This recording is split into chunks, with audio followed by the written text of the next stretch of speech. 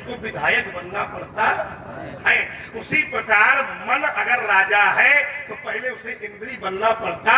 ममैवान से जीवलोके सर्वभूता सनातना मनः षष्ठानि इंद्राणि। 15वां अध्याय गीता में भगवान स्वयं कहते हैं। इसलिए है राजा के छोकरे ताल ठोकर गिरे लक्ष्मण सोता सिंह जगाता है क्यों रघुवंशी बउओं को तू कान का कौर बनाता है।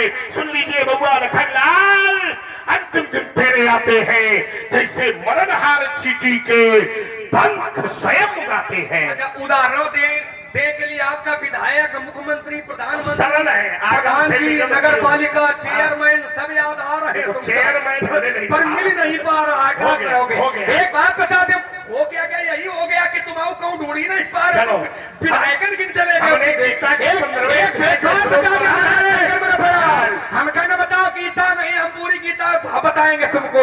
इसलिए गीता की बात करो, नहीं तो ये उदित में उदित रहोगे भानु। जब गोप की किसान से प्रेम कर रहेगा, ये कोलाहल मचाएंगे सब लोग पाल दिखपाल। जब शेष का महेंद्र का भय हिल जाएगा, पाला जब दशरथ कला से, तब पंडित जी तुम्हारी बुद्धि तक में घूमना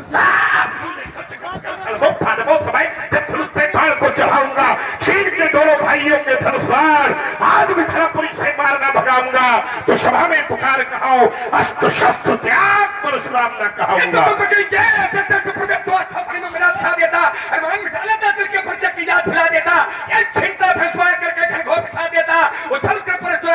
पंडित जी सभी भुला देता। यद्यपि है वंश में प्रसिद्ध था सहस्त्राबाहु, जिसका जहान में कोई दूसरा न जोड़ा था। कहता था मैंने ही कठिन कुठार की धार सो, यद्यपि उसके पास सिंह बल्ल छोड़ा था। सुन रे दुष्ट लक्ष्मण, मैं वही हूँ परशुराम जिसने छात्र वंश का कोई योद्धा न छोड़ा था। क्या करें हम क्या करें? जाओ मातारी की गोद में लुको जाओ। मातारी गोद में लुक चुके जितना लुके करा है ना, क्योंकि मातारी की गोद में लुकने की एक आयु सीमा होती है, उसकी सीमा होती है। तो कितनी होती ये बताने की आवश्यकता नहीं है। आइए व्यासी, मेरा जीवन दर्शन है कैसा है।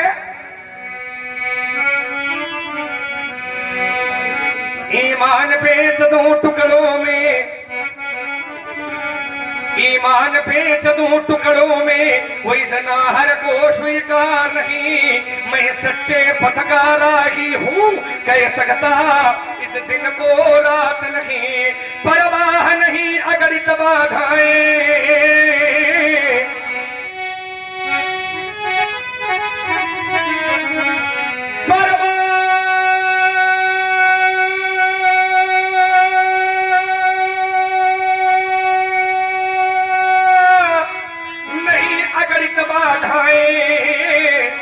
ये आती है तो आने दो,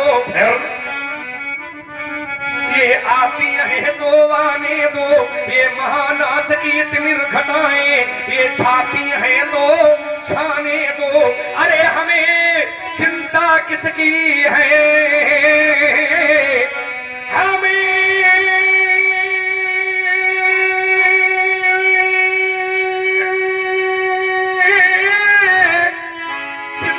किसकी है। हम अपने इस पथ के मत वाले तूफान प्रलय झंझावों में हम कभी नहीं रुकने वाले। मैं आशावादी मानव हूँ, आवश्यकता कभी निराश नहीं, क्योंकि जीवन मेरा दास है लेकिन मैं जीवन का दास नहीं।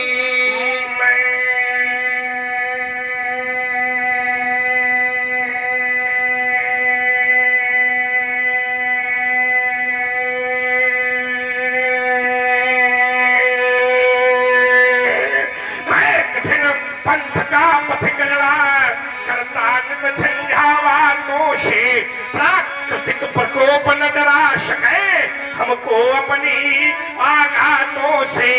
मैं चला जहां जब जिस पथ पर नहीं देखा मैंने आदि अंत, वर्षा व ग्रीष्म ऋतु शरद शिशिर हेमंत और पीता बसंत, सुख से नरा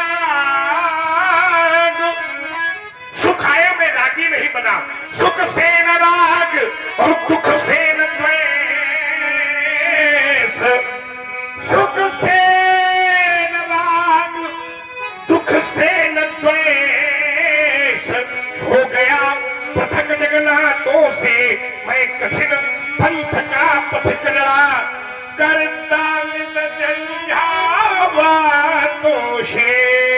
धू धू कर जलते अंगारों, स्वर में भी घटौली करते हो, ठीक नहीं है। ये धू धू कर जलते अंगारों पर केवल चलते जाना, ये कोटि कोटि भव विघ्न पड़े पर रुकना हमने कभी न माना, क्योंकि रुकने में ही मृत्यु सदा।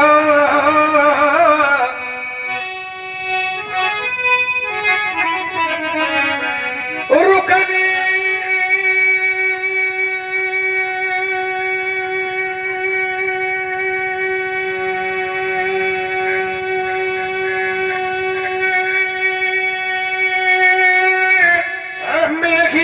तो सदा, और चलने में हमने जीवन मांगा, कैसे रोकूं इन चरणों को जिन्हें रुकने का अभ्यास नहीं। मैं सच्चे पथ का राही हूँ, कह सकता इस दिन को रात नहीं। तुम उसी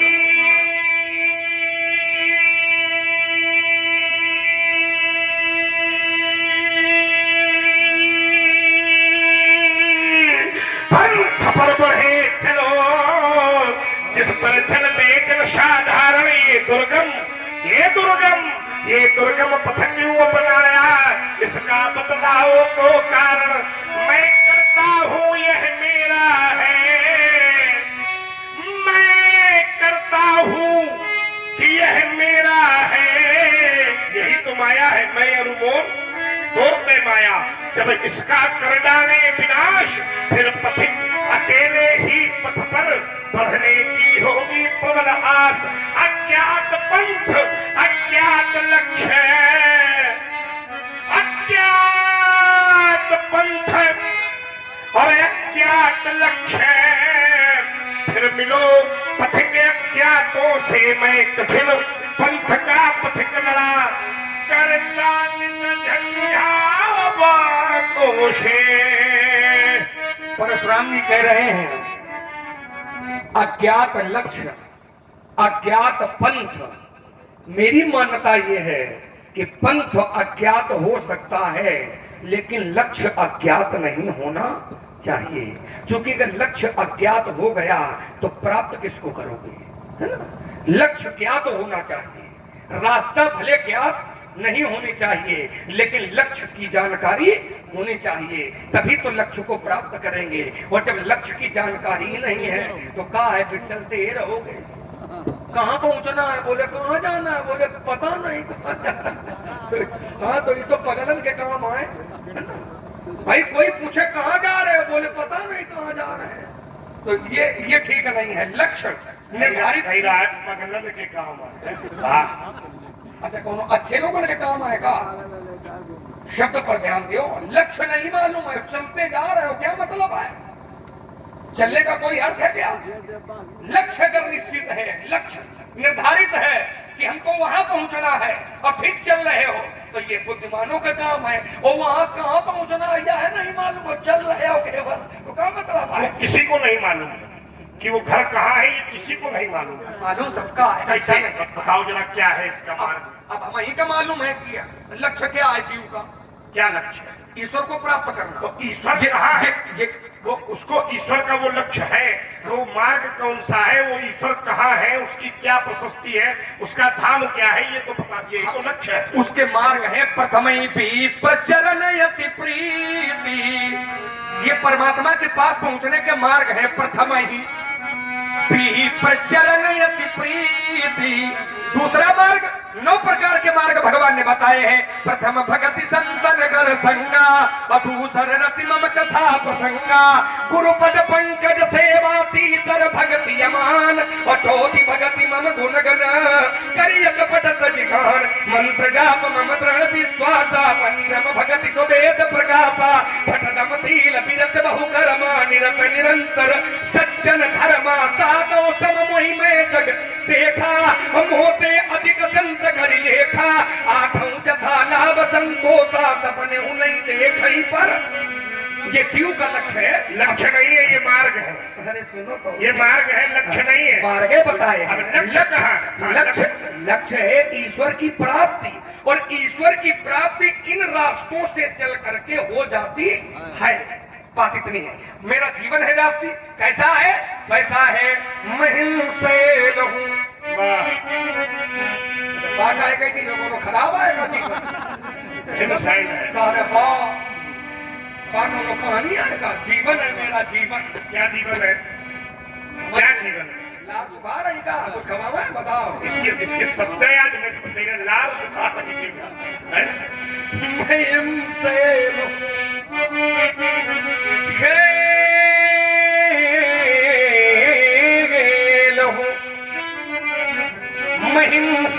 लहू। भैया थोड़ा इसमें बेस डालो, बेस बड़ा सूखा सूखा टाइप का लग रहा है। बेस डालो थोड़ा, पीछे वाले बक्से बढ़ाइए। महिम से लहू पर पिघलता नहीं हूँ, और स्वयं ज्वाल हूँ किंतु जलता नहीं हूँ। महिम से लहू बनाता बहुत पर विधाता नहीं हूँ।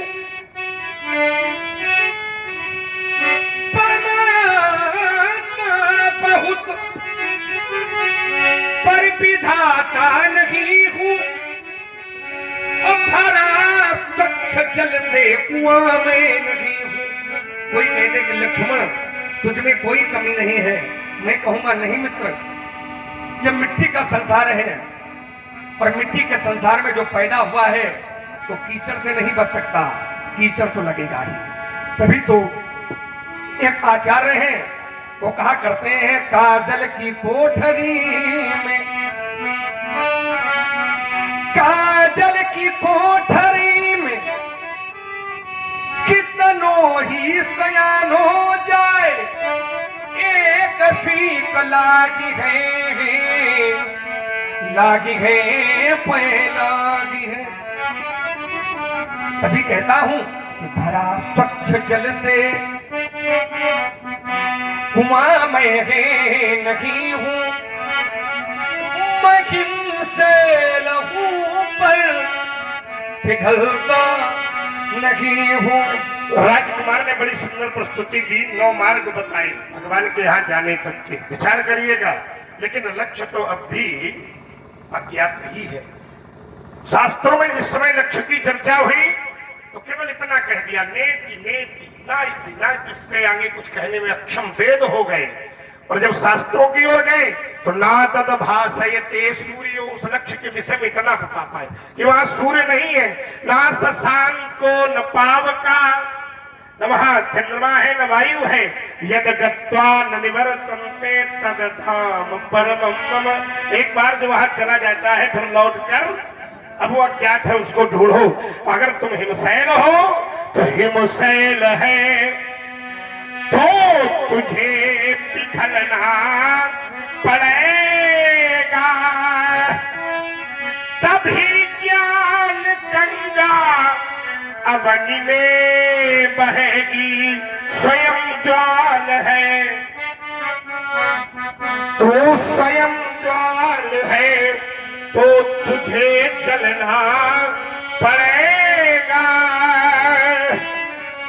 तभी ज्ञान ज्योति ये घट घट जलेगी। तू हिमशैल है। आपने फिर कहा कि परशुराम भगवान तो अज्ञात है ना, भगवान अज्ञानी लोगों के लिए अज्ञात है, लेकिन जो ज्ञानी है उनके लिए अज्ञात नहीं है। अगर ज्ञानियों के लिए भी अज्ञात होता तो विश्वामित्र जी कैसे जान जाते? तब मुनिवर मन कीन विचारा और प्रभु अवतरे हरण मई भारा। ये अज्ञात नहीं है, ये ज्ञात है ना। किसके लिए? ज्ञानियों के लिए। अज्ञानियों के लिए अज्ञात है। और जब विश्वामित्र जी को मालूम हो गया कि वहां है तो लक्ष्य क्या हो गया? भगवान को प्राप्ति का। तो विश्वामित्र जी वहीं चले गए जहां भगवान का अवतार हुआ था। कहां हुआ था? ये पर्दा पड़ा है, इसको भी खोलने की आवश्यकता नहीं है। आपने मेरे गीत का उत्तर दिया गर हिमशैल हो तो पिघलना पड़ेगा, तभी ज्ञान गंगा धरणी में बहेगी। हिमशैल, शैल माने पर्वत, हिम माने बर्फ, बर्फ का पर्वत पिघलता है कब? बर्फ का पिघलता है, बर्फ का पर्वत पिघलता है, लेकिन कब पिघलता है? जब बर्फ को ताप मिलता है। ताप, ताप माने गर्मी। तो गर्मी हुआ तो आ जाओ, कुछ तो पिघला है। अच्छा गर्मी ही ना, अब गर्मियों कहाँ आते हो? आयु तो सवेरे वाले सूर्य है ना। तई अवसर सुन शिव धनु भंगा, वो आयु भृगुकुल कमल पतंगा। भृगुकुल कमल पतंगा, पतंगा माने सूर्य, भृगुकुल कमल माने भृगुकुल रूपी कमल को खिलाने वाले सूर्य हैं। और कमल जो खिलता है वो प्रातः काल के सूर्य से ही खिलता है। कमल कोक मधुकर खगनाना, वो हर से सकल निशा अब साना। वो जो ये मैं कह रहा हूं व्यासी, आइए चार पंक्तियां हमारी सभा के मध्य प्रस्तुत है। ओम धन तो धरा के बीच में सबका धरा रह जाएगा। लीलाएं होती हैं और लीलाएं होना भी चाहिए, लेकिन यह लीला एक व्यक्ति के बस का खेल नहीं होता है। धन है, बड़े बड़े धनाढ्य लोग भी गदरवा में होंगे, कपिले भर थोड़ी है, उन लोग होंगे है? पर हृदय नहीं कहता उनका खर्च करने के लिए। क्यों नहीं कहता है? क्योंकि वो माया में घिरे हुए हैं, इसलिए नहीं कहता है। अच्छा धन भी ना खर्चा करे वो भी ठीक है, तो कम से कम घर से निखरी के ही ना आ तो सकते हैं, लेकिन उससे भी परहेज है उनको, है ना। तो वो लोग जड़ प्रवृत्ति के लोग होते हैं, जो भगवान की लीला गांव में, क्षेत्र में, नगर में हो फिर भी घर में लेटे रहे। तो आचार्य कहते हैं कि जड़ता चाड़ विषम उर्लागा, वो गयौ न बच्चन पाव अभागा। मान सरोवर, मानस रूपी मंदाकिनी गंगा का प्रवाह हो और फिर कोई उसमें स्नान न करे तो वो कभी भी बुद्धिमान की संज्ञा में नहीं आ सकता है ना। इसलिए उनसे कहता हूं धन तो धरा के बीच में सबका धरा रह जाएगा। जब वहां से आए थे तब कुछ लेकर के नहीं आए थे, और जब यहां से वहां जाओगे तब भी कुछ लेकर के नहीं जाओगे। पहला स्नान जब आए थे तब दूसरे लोगों ने करवाया था, और जब यहां से जाओगे तब भी अंतिम स्नान दूसरे लोग ही करवाएंगे।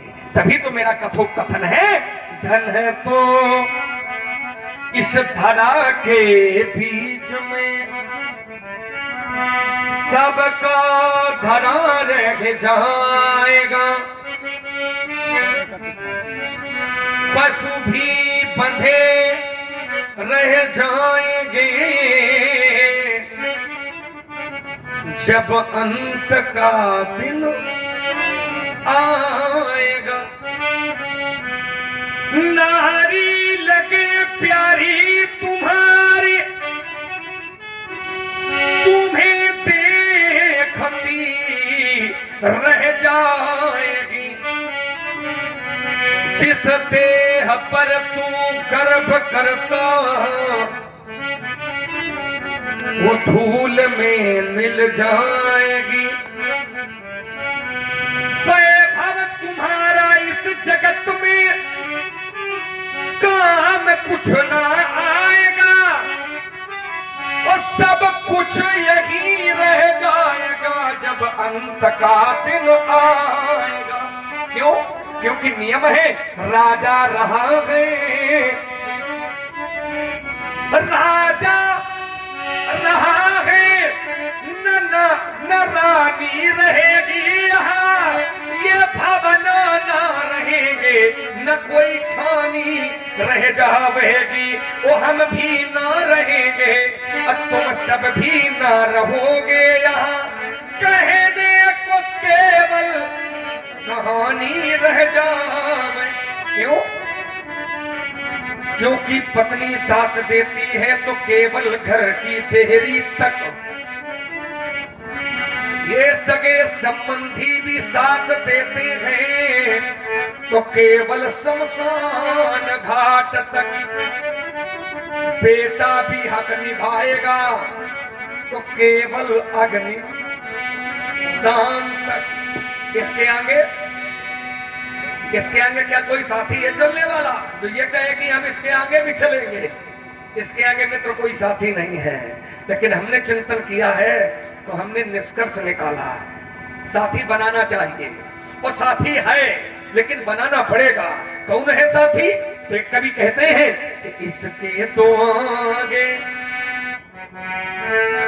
इसके तो आगे भजन है रे साथी, भजन के बिना तू अकेला रहेगा रे मन। ये 2 दिन का ये मेला रहेगा कायम, ये कायम न जग का झमेला झमेला रहेगा। माया में लिप्त जीव अपने गंतव्य स्थान को भूल बैठा है। वास्तव में मूल स्थान तो वही है जो अज्ञात हो गया है जीवन में।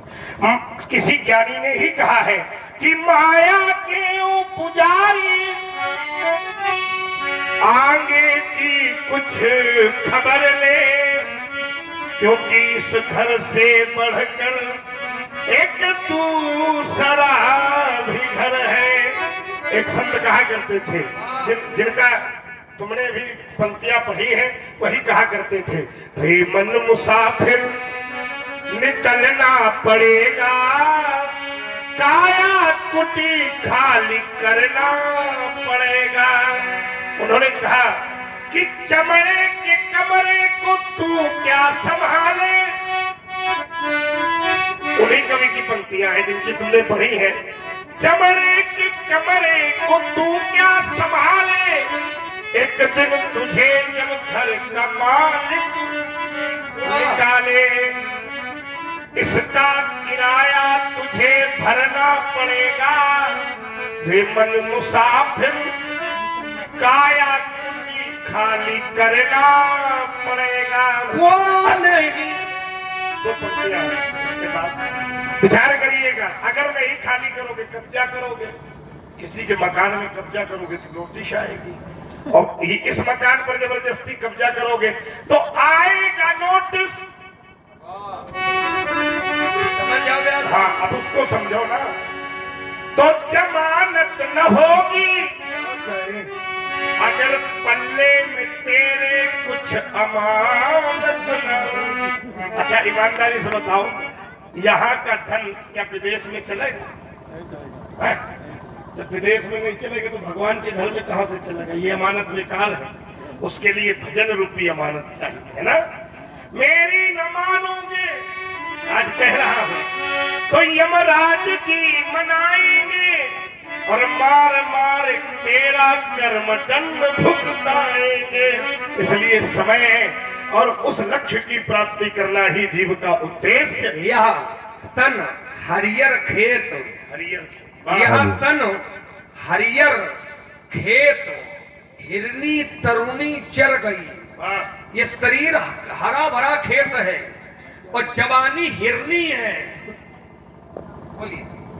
हमारे लोधा बाबा की ओर से हरियर खेत, हिरनी तरुणी, तरुणी माने जवानी, जवानी रूपी हिरनी इस शरीर रूपी हरे भरे खेत को चर गई। यह तन हरियर खेत, हिरनी तरुणी चर गई। अरे अब हूं चेत अचेत यह अधचरा बचाई ले। अभी भी चेत जाओ, जो ये खेत चर गया है ये अधचरा है। अधचरा माने आधा चरा हुआ है। अगर इतने भी चेत जाओ तो यह अधचरा बचाए ले। बचाना भी है। जो मैं ये कह रहा हूं व्यास जी, ये कौन ऐसा है जो नहीं जानता? राग भैरवी में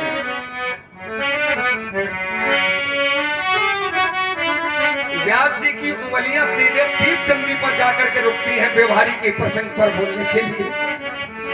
अभ्यास ज्यादा है। और चूंकि ये हमको जानते हैं, यहाँ तो सब अपना रहता है स्वयं का।